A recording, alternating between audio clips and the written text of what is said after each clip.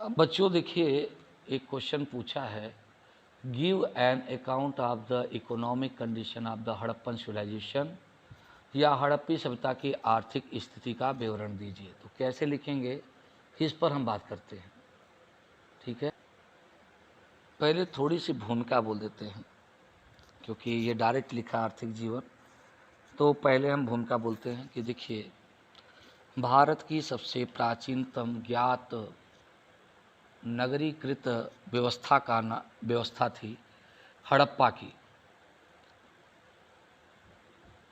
यदि हम बात करें हड़प्पा सभ्यता की, तो इसे हम सिंधु नदी घाटी सभ्यता के नाम से भी जानते हैं। इसके अन्य नामों में सिंधु सारस्वत सभ्यता, इंडस वैली सिविलाइजेशन, कांस्यकालीन सभ्यता और प्रथम नगरीकरण की सभ्यता के नाम से भी जाना जाता है। यह सभ्यता एक त्रिभुजाकार क्षेत्रफल में लगभग 6 लाख वर्ग किलोमीटर में फैली हुई थी, जिसकी उत्तरी सीमा मांडा थी, जम्मू कश्मीर, और दक्षिणी सीमा दैमाबाद महाराष्ट्र तक थी, जबकि इसकी पूर्वी सीमा आलमगीर उत्तर प्रदेश से लेकर के इसकी पश्चिमी सीमा सुतका गेंडोर बलूचिस्तान तक फैली हुई दिखाई पड़ती है। यदि हम देखें तो इसके कुछ बंदरगाह वाले भी स्थल थे, जैसे लोथल, सुतका गेंडोर, बालाकोट इत्यादि। यह इस सभ्यता का समकालीन सभ्यताओं में मेसोपोटामिया का सुमेरिया सभ्यता, मिस्र की सभ्यता का उल्लेख किया जा सकता था, कि जिसके साथ इनका वाणिज्यिक व्यापार होता था। तो तत्कालीन समय की अन्य सभ्यताओं के साथ होने वाले व्यापार की वजह से हड़प्पा सभ्यता के आर्थिक जीवन पर भी प्रभाव पड़ा। और यदि हम इस काल की हड़प्पी सभ्यता का हम वर्णन करें, तो इस काल के लोग, जिन्हें कुछ लोग मानते हैं कि द्रविड़ थे, जबकि कुछ विद्वान मानते हैं कि यहाँ के निवासी आर्य थे। जो भी हो, यहाँ पर निवास करने वाले लोगों ने व्यापार और वाणिज्य के क्षेत्र में बहुत प्रगति की, और यहाँ की उत्तम जल निकासी व्यवस्था, नगर नियोजन और प्रशासनिक व्यवस्था को देखें तो यहाँ पर आर्थिक रूप से एक समृद्ध क्षेत्र देखने को प्राप्त होता है। तो पहला बात आएगा, क्या आर्थिक जीवन हेडिंग डालेंगे तो उसी में एक लिख देंगे नगर नियोजन, ये भी हेडिंग डाल लीजिएगा। क्यों? देखिए, हड़प्पा की सबसे बड़ी विशेषता थी, वह थी नगर नियोजन।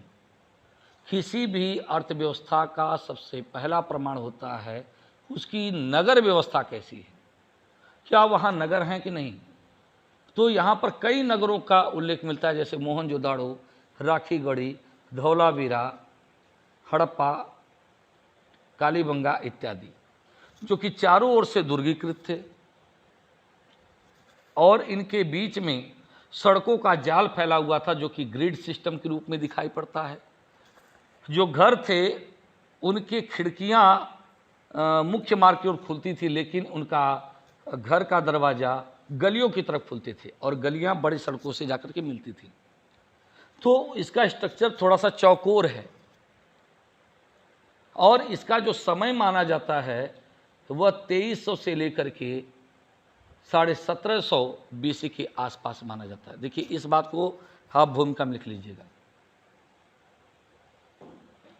और यदि नगर के राजमार्ग पे स्थित बड़े बड़े चबूतरों को देखें तो ऐसा लगता है कि इसके चौराहों पर बाजार लगा करता होगा। जल निकासी की समुचित व्यवस्था थी, उसमें गर्तावास पाए जाते थे, जिससे पता चलता है कि नियमित वहाँ सफाई होती थी। तो वहाँ पर नगर को समृद्ध करने वाले या नगर की व्यवस्था देखने वाले नगर प्रशासन के होने का प्रमाण मिलता है। और साथ ही साथ अन्नागार का प्रयोग यह बताता है कि व्यापार के लिए अन्नागार का प्रयोग या आपातकाल के अन्नागार का प्रयोग होता था। अब हम बात करेंगे कृषि की। तो सैंधववासी जाड़े नवंबर दिसंबर में फसल बोते थे, मार्च अप्रैल में काट लेते थे। यहाँ कोई फावड़ा या फाल नहीं मिला है, लेकिन कालीबंगा की प्राक हड़प्पा अवस्था में कूड़ यानी हल रेखा के प्रमाण मिलते हैं। हड़प्पाई लोग शायद लकड़ी के हलों का प्रयोग करते थे और फटन फसल काटने के लिए पत्थर के हंसियों का प्रयोग होता था। मोहनजोदड़ो बनावली से मिट्टी के हल के खिलौने का प्रारूप मिला है। इसी प्रकार से पाकिस्तान के वर्तमान चोलिस्तान यानी बहावलपुर रियासत में विकसित हड़प्पन पुरास्तरों के अन्वेषण के बाद, खोज के बाद, खेत जोतने में प्रयुक्त मिट्टी के बने हुए हल के खिलौने के टूटे हुए अवशेष मिलते हैं। सिंधु सभ्यता किसी भी पुरास्थल से नहरों या नालों से सिंचाई के प्रमाण नहीं मिलते। कृषि कार्य के लिए नदियों के जल, वर्षा के जल, कुओं का उपयोग किया जाता होगा। हड़प्पाई लोगों को कुल 9 फसलें ज्ञात थी। गेहूं की 3 किस्में, जौ की 2 किस्में, कपास, खजूर, तरबूज, मटर, राई, सरसों, तिल। बनावली से बढ़िया किस्म का जौ प्राप्त हुआ है। चावल के भी प्रमाण हमको लोथल से मिलते हैं। रंगपुर से धान की भूसी मिलती है। ये दोनों स्थल वर्तमान गुजरात में है। हरियाणा से भी हमें चावल के प्रमाण मिलते हैं। मोटे अनाजों की 6 किस्में उगाई जाती थी, जिसमें रागी, कोंदो, सावा, ज्वार, मटर, फलियों की भी खेती की जाती थी। अन्य फसलों में खजूर, विभिन्न प्रकार की फलियां, तिल और सरसों शामिल हैं। मोहनजोदड़ो और अन्य स्थलों पर पाए गए सूती कपड़ों के टुकड़ों से यह बात पता चलता है कि कपास की भी खेती की जाती थी। इस सभ्यता की परिपक्वता के चरण से कम 2000 वर्ष पहले के मेहरगढ़ पुरास्थल पर कपास पाई गई है। यह संसार भर में कपास के अस्तित्व का सबसे प्राचीनतम साक्ष्य है। कपास सैंधव लोगों की मूल फसल थी। इसी कारण यूनानी सिंध क्षेत्र को सिंडन कहने लगे, जो सिंधु शब्द से निकला है। सिंधु सभ्यता के लोगों को गन्ना ज्ञात नहीं था। रोजदी के निचले स्तरों से छोटी ज्वार, रागी, सौराष्ट्र से बालाकोट से बाजरा इत्यादि के हमें प्रमाण मिलते हैं। अनाज संपदा कर के रूप में वसूला जाता था, क्योंकि प्रमुख नगरों में अन्नागार के प्रमाण मिलते हैं, जैसे लोथल, मोहनजोदाड़ो और हड़प्पा। हड़प्पा के अन्नागारों के पास में अनाज की सफाई, कुटाई, पिसाई आदि के चबूतरे मिले हैं। मजदूरों के लिए निवास के लिए श्रमिक बस्ती के साक्ष्य मिले हैं। लोथल से आटा पीसने की पत्थर की चक्की के 2 पाट मिले हैं। सिंधु सभ्यता के मिट्टी के बर्तनों, मोहरों पर अनेक पेड़ पौधों का अंकन मिलता है। इसमें पीपल, खजूर, नीम, नींबू, केला आदि का उल्लेख किया जा सकता है। पशुपालन, देखिए हड़प्पाई लोग बहुत सारे पशु पालते थे। वे बैल, गाय, भैंस, बकरी, भेड़, सूअर, कुत्ते, बिल्ली, गधे, ऊंट, हाथी, गैंडे, बाघ, हिरन, मोर, खच्चर आदि से परिचित थे। परंतु उन्हें कुबड़ वाला साड़ अधिक प्रिय था। सामान्यतः हड़प्पा संस्कृति में घोड़े के अस्तित्व को स्वीकार नहीं किया जाता है, लेकिन गुजरात के सुरकोटदा से घोड़े के अस्थि पंजर और अन्य कई स्थलों से भी घोड़े के अवशेष मिलते हैं। बलूचिस्तान के राना गुंडई से घोड़े के दांत, मोहनजोदड़ो के ऊपरी सतह से घोड़े के अस्तित्व का संकेत मिलता है। घोड़े की हड्डियाँ लोथल, सुरकोटदा, कालीबंगा आदि स्थलों से प्राप्त हुई हैं। ऊँट की हड्डियाँ भी अनेक स्थलों से बड़ी संख्या में मिलती हैं, लेकिन किसी मुद्रा पर ऊँट का चित्रण नहीं मिलता है। लोथल और नौसारों से घोड़े की मिट्टी की आकृतियाँ पाई गई हैं, लेकिन घोड़े का अंकन किसी मुद्रा पर नहीं मिलता है। मिट्टी की आकृति मिलती है, लेकिन मोहर पर चित्रण नहीं मिलता। ठीक है। गाय के प्रमाण यद्यपि मिले हैं, परंतु आश्चर्यजनक तथ्य है कि इस महत्वपूर्ण पशु का अंकन मृणमूर्तियों, मृदभांडों आदि पर नहीं हुआ है। शिल्प और उद्योग धंधे, देखिए हड़प्पा सभ्यता का सबसे प्रमुख उद्योग वस्त्र उद्योग था। सूत की कताई और सूती वस्त्रों की बुनाई के धंधे अत्यंत विकसित थे। मोहनजोदड़ो से मजीठ रंग से लाल रंग में रंगे हुए लाल कपड़े के अवशेष चांदी के बर्तन में पाए गए। मोहनजोदड़ो से तांबे के 2 उपकरण में लिपटा हुआ सूती कपड़ा, सूती धागे भी प्राप्त हुए हैं। कालीबंगा से प्राप्त मिट्टी के बर्तन के एक टुकड़े पर सूती वस्त्र की छाप मिली है और यहीं से सूती वस्त्र में लिपटा हुआ एक उस्तरा भी मिला है। लोथल से प्राप्त मुद्रांकों पर सूती वस्त्र की छाप मिली है। आलमगीरपुर से मिट्टी के एक नाद, जिसमें जानवर भोजन करते हैं, बुने हुए वस्त्र के निशान मिले हैं। कताई बुनाई में प्रयुक्त मिट्टी, कांचली मिट्टी, शंख आदि के बने हुए 2 या 3 छेद वाले तकवे सैंधव व्यक्तियों के प्राय अधिकांश घरों से मिले हैं। मोहनजोदड़ो से प्राप्त पुरोहित की प्रस्तर मूर्ति, तिपहिया अलंकरण युक्त साल ओढ़े हुए, इससे स्पष्ट है कि वस्त्रों पर कढ़ाई भी होती थी। मेसोपोटामिया को निर्यात की जाने वाली वस्तुओं में सूती वस्त्र संभवतः प्रमुख व्यापारिक सामग्री रही होगी। हड़प्पा संस्कृति कांस्य युग की, अतः कांस्य के निर्माण और प्रयोग से वो भली भांति परिचित थे। कांस्यकालीन संस्कृति या कांस्य धातुओं का प्रयोग, तांबा खेतड़ी की खानों बलूचिस्तान से मंगाया जाता था, टीन अफगानिस्तान से आता था। हड़प्पाई स्थलों से जो कांसे का औजार मिले उसमें टीन की मात्रा कम है, क्योंकि टीन बाहर से मंगाया जाता था। अतः कहा जा सकता है कि हड़प्पा के समाज के शिल्पियों में कसेरे के समुदाय का महत्वपूर्ण स्थान था। हड़प्पा सभ्यता से प्राप्त विशाल इमारतों से स्पष्ट है कि स्थापत्य महत्वपूर्ण शिल्प था। हड़प्पाई लोग नाव बनाने की कार्य भी करते थे, वे मिट्टी की पुतलियाँ भी बनाते थे, मिट्टी के बर्तन बनाने का शिल्प अत्यंत विकसित था। ईंटों के भट्टों के प्रमाण मिले हैं जो शहर के बाहर स्थित होते थे। सिंधु सभ्यता के नगरों के ध्वंसावशेष के उत्खनन से प्राप्त सोने चांदी के आभूषण, तांबे और टीन के बने बर्तन, उपकरणों, औजारों से यह ज्ञात होता है कि सिंधु सभ्यता के लोग धातु की बंद ढलाई या मधुचिष्ट लॉस्ट वैक्स की ढलाई की तकनीक से क्या थे, परिचित थे। आभूषणों के निर्माण में स्वर्णकार दक्ष थे। शंख, सीप और हाथी दांत से विविध प्रकार की वस्तुएं बनाई जाती थी, बल्कि हमको चनहुदड़ों लोथल से मनके बनाने के कारखाने मिलते हैं। ठीक है। कुम्हार के चाक का खूब प्रचलन था। सैंधव लोगों को फुट और क्यूबिट की जानकारी थी। घनाकार चकमक के बाट निचले स्तर पर द्विविभाजन प्रणाली यानी बाइनरी सिस्टम और ऊपर के स्तर पर दशमलव प्रणाली इत्यादि से वे क्या थे, परिचित थे। सर्वेक्षण के लिए एक सीपी के यंत्र का प्रयोग होता था। लोथल मोहनजोदड़ो से ये दोनों जगह से मिलते हैं। चक्राकार और सामान्य आरियाँ, सूक्ष्म नालिकाकार बर्मे भी मिले हैं। बर्मा तो हड़प्पाई लोग कई तरह के औजार हथियार भी बनाते थे, जैसे कुल्हाड़ी, आरी, छुरा, बर्छा इत्यादि। और ये उपकरण सरल कोट के हैं, क्योंकि भालों में मध्य सलाका नहीं है जो उनकी मजबूती बढ़ा सके। युद्ध संबंधी उपकरण, सिंधु सभ्यता का मूल आधार कृषि व्यापार था। मार्शल का मानना है कि ये लोग बड़े शांतिप्रिय लोग थे। खुदाइयों से पता चलता है कि ये लोग आक्रामक भले न रहे हों, लेकिन अपनी सुरक्षा के प्रति बड़े सजग थे। उन्होंने नगरों को विशाल रक्षा प्राचीरों से सुरक्षित किया था। खुदाई में कई प्रकार के उपकरण मिलते हैं जिनका युद्ध, शिकार, बढ़ईगिरी में उपयोग भी लाया जाता था। तो कांसे की अपेक्षा तांबे के उपकरण अधिक मात्रा में मिले हैं। संभावित है कि अस्त्र शस्त्रों में तांबे और कांसे के भाले, चाकू, बाड़ाग, कुड़ालियाँ भी पाई गई हैं। ठीक है।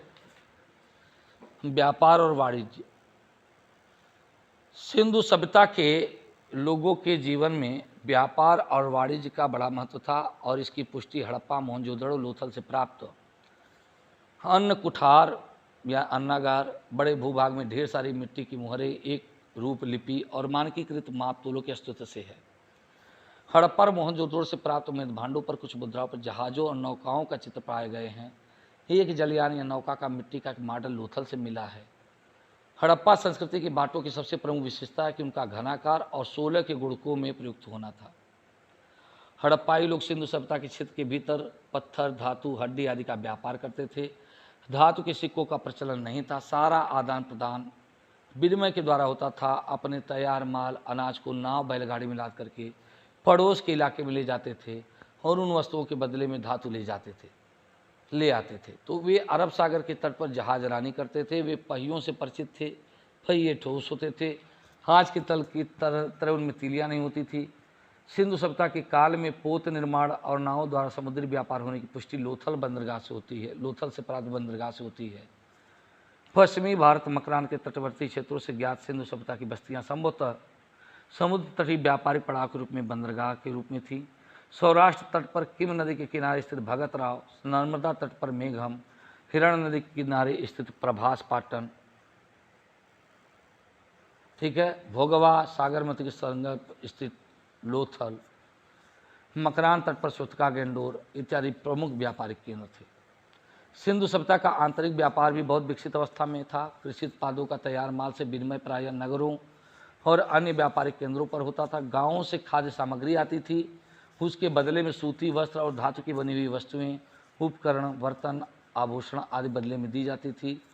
उद्योग धंधों और शिल्प कार्यों के लिए कच्चा माल गुजरात, सिंध, राजस्थान, दक्षिण भारत, बलूचिस्तान आदि से मंगाया जाता था। इसके अलावा अफगानिस्तान, तुर्कमेनिया, ईरान, मेसोपोटामिया आदि से भी सामान मंगाया जाता था। मनके बनाने के लिए गोमेद गुजरात से आता था। फ्लिंट और चर्ट के प्रस्तर पाकिस्तान के सिंध क्षेत्र के रोड़ी या सक्खर के खदानों से प्राप्त होते थे। तांबे का प्रधान स्रोत राजस्थान का झुंझुनू जिले में स्थित खेतड़ी की खानें थी। गणेश्वर के उत्खनन से भी हड़प्पन प्रकार के बाणों की खोज महत्वपूर्ण है। ठीक है, इस प्रकार से देखें तो सोना कर्नाटक के कोलार के खानों से, कार्नेलियन गुजरात सिंध से, सीसा दक्षिण भारत से, लाजवर्द मणि कश्मीर अफगानिस्तान से, फिरोजा मध्य एशिया ईरान से, अम्बू मणि महाराष्ट्र से, गोमेद कैल्सिडी इंद्रगोप कार्नेलियन सौराष्ट्र से आता था। सिंधु सभ्यता के नगरों का मध्य और पश्चिमी भारत के देशों के साथ घनिष्ठ व्यापारिक संबंध था। अफगानिस्तान, फारस की खाड़ी क्षेत्रों से स्थित देशों, ईरान, इराक से व्यापारिक संपर्क के हमें प्रमाण मिलते हैं। लाजवर्द मणि जो है वो और चांदी अफगानिस्तान से आयात की जाती थी। अफगानिस्तान का बदख्शां क्षेत्र लाजवर्द मणि के लिए बड़ा ही प्रसिद्ध था। सैंधव लोगों ने उत्तरी अफगानिस्तान में वाणिज्यिक बस्ती भी स्थापित की थी। अफगानिस्तान का सरतुगुई को मध्य व्यापारिक बस्ती माना जाता है। ठीक है, हमको कुवैत के समीप फैलका से भी सैंधव व्यापार के प्रमाण मिलते हैं। अफगानिस्तान में सैंधव लोगों ने अपने उपनिवेश बसाए। वहीं बहरीन, सिंधु, मेसोपोटामिया के बीच होने वाले व्यापार में वह बिचौलिए का कार्य करता था। ठीक है, तो इस प्रकार से देखें तो सिंधु मेसोपोटामिया के बीच भी व्यापार सबसे उन्नत अवस्था में था। इस व्यापार में पुरातात्विक अभिलेखिक साक्ष्य भी मिले हुए हैं। अब अगर आयात निर्यात की बात किया जाए तो वहाँ पर सूती वस्त्र, इमारती लकड़ी, हाथी दांत, पशु पक्षी प्रमुख थे। सिंधु सभ्यता के लगभग 1 दर्जन मोहरें मेसोपोटामिया के उर, किस, लगस, निपुटेल, असमर, टेपो, गावरा और हमा आदि नगरों से मिली है। व्यापारी अपना माल को गांठों के रूप में बेचकर अपनी मुहर का छाप अंकित करते थे। रेखांकित जो करकेतन के मनके हैं यानी कार्नेलियन बीड्स हैं, जड़ाऊ काम वाले सीप हैं, हड्डियों द्वारा निर्मित ब्रिक के आधार के मनके किडनी शेप्ड बीड्स जो हैं, ये सिंधु सभ्यता के पुरावशेष व्यापार के माध्यम से मेसोपोटामिया पहुंचे थे। ठीक है, तो अगर देखा जाए तो मेसोपोटामिया और सिंधु सभ्यता के बीच व्यापार के अभिलेख साक्ष्य भी मिलते हैं हमको। जैसे मेसोपोटामिया के मेलुहा, ढेलमुन, मगन के साथ व्यापारिक संबंध थे, ऐसा वहाँ के अभिलेखों से पता चलता है। तो मेलुहा सिंधु क्षेत्र का प्राचीन नाम है। ढेलमुन की पहचान बहरीन क्षेत्र से की गई है। ढेलमुन को सूर्योदय का क्षेत्र और साफ सुथरे नगरों का स्थान या हाथियों के देश के रूप में पहचान किया गया है।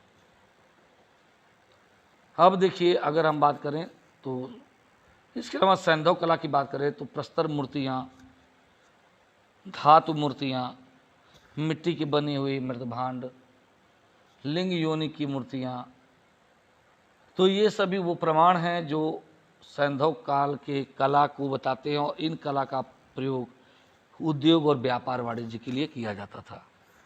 ठीक है, और इसके अलावा मोहरों का प्रयोग अगर आप लिखना चाहें तो लिख लीजिएगा। सिंधु सभ्यता के लोग सेलखड़ी के बने हुए मोहरों का बहुत अधिक प्रयोग करते थे। उन पर अंकन होता था चित्र के रूप में और कुछ अक्षर लिखे होते थे, जिससे पता चलता था कि इनका प्रयोग, मोहरों का प्रयोग क्या होता था, व्यापार के क्षेत्र में किया जाता था। तो ये सारी चीज़ें आपको पता चल गई होंगी। Thank you.